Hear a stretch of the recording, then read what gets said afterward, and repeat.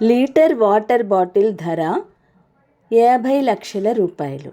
సాధారణంగా use and throw water bottle ధర 20 రూపాయలు ఉంటుంది. అంతకంటే క్వాలిటీ బాటిల్ కావాలంటే కొంచెం ధర ఎక్కువ పెట్టాల్సిందే. అయితే ప్రపంచంలోనే అత్యంత ఖరీదైన ఆక్వాటిక్ క్రిస్టల్లో ట్రిబ్యూటోయే మొడిగ్లైని వాటర్ బాటిల్ ధర 50 లక్షలు అని తెలుసా?